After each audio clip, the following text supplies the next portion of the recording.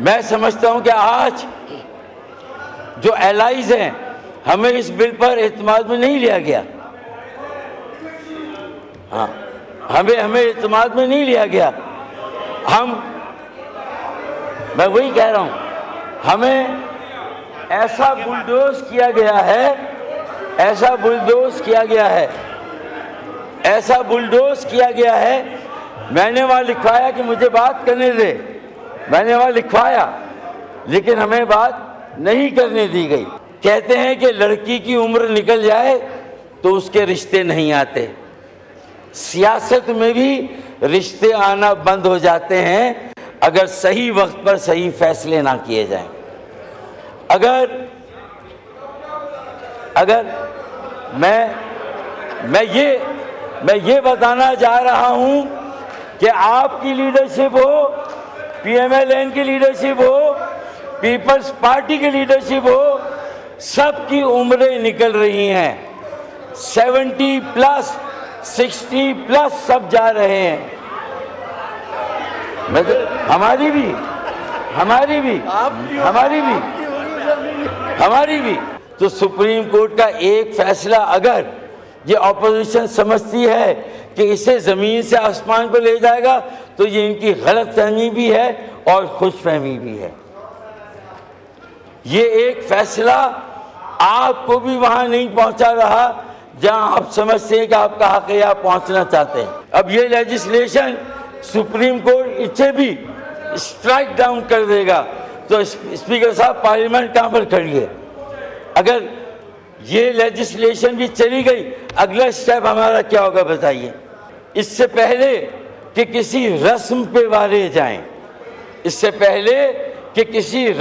वारे जाएं, चल किसी ख्वाब की तकमील में मारे जाएं। अगर पार्लियामान ने भी नयाम से तलवार निकाल ली और इलेक्शन एक्ट 2017 में सेक्शन 66 और सेक्शन 104 में यहाँ तरमीम मुतारिफ कराने की कोशिश की, तो ये आपका एक कानून साजी का हरबा तो हो सकता है, लेकिन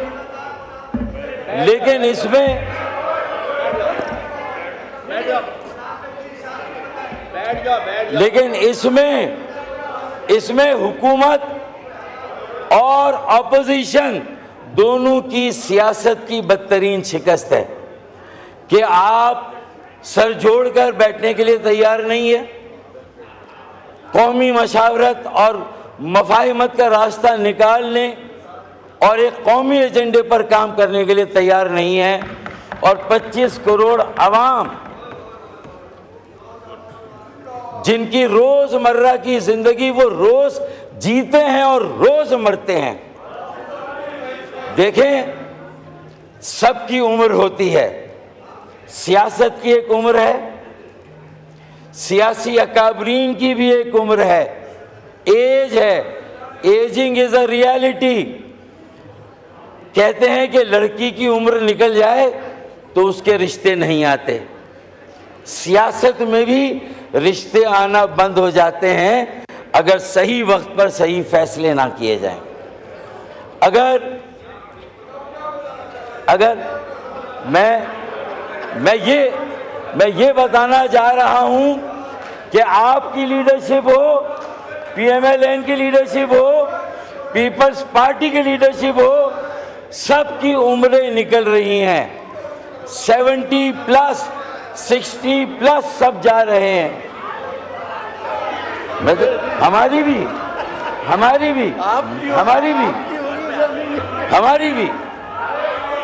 भी, लेकिन हमारे यहाँ अभी सब 70 से नीचे हैं।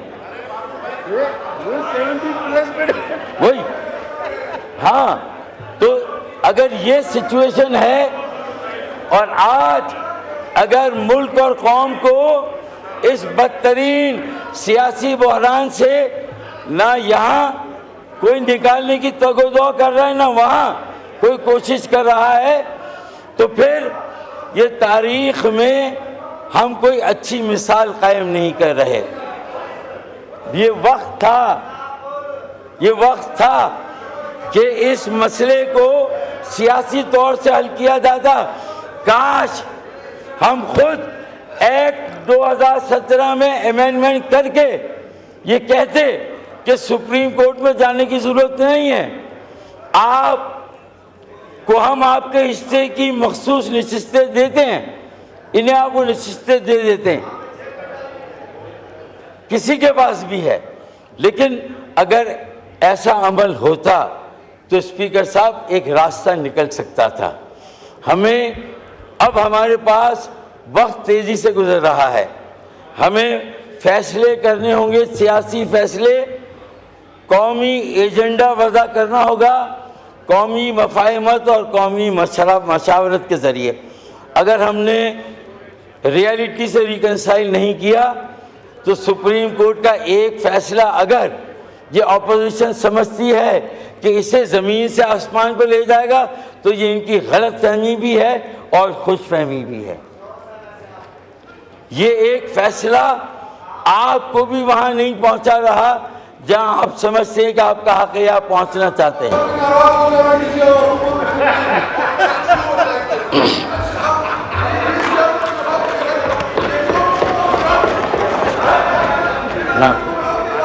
हाँ,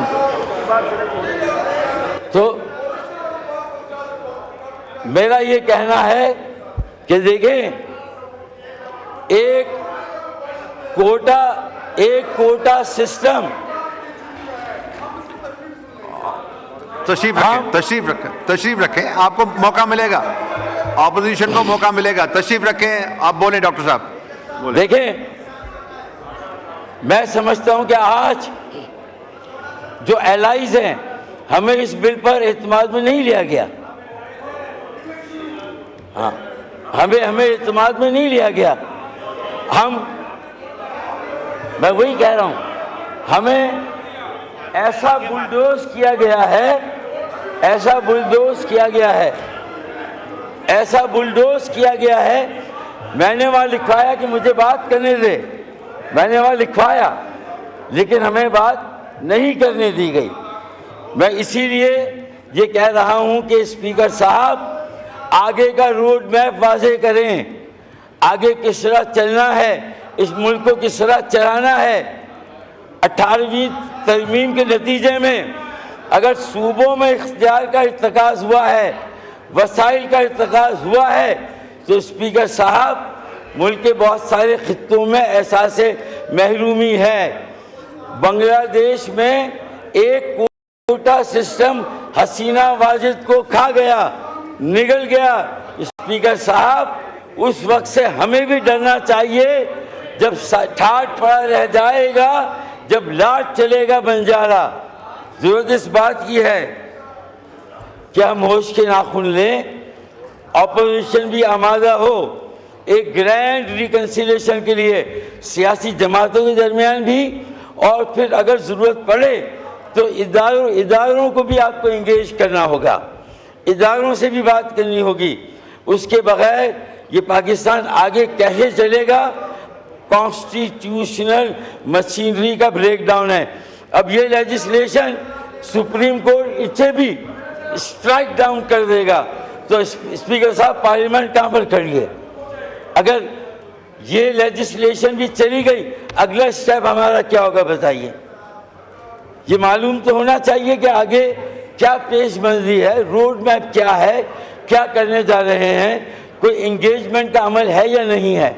स्पीकर साहब, मैं एक आखिरी शेर पढ़कर अपनी बात ख़त्म करता हूँ कि इससे पहले कि किसी रस्म पे वारे जाएं, इससे पहले कि किसी रस्म पे वारे जाएं, चल किसी ख्वाब की तकमील में मारे जाएं।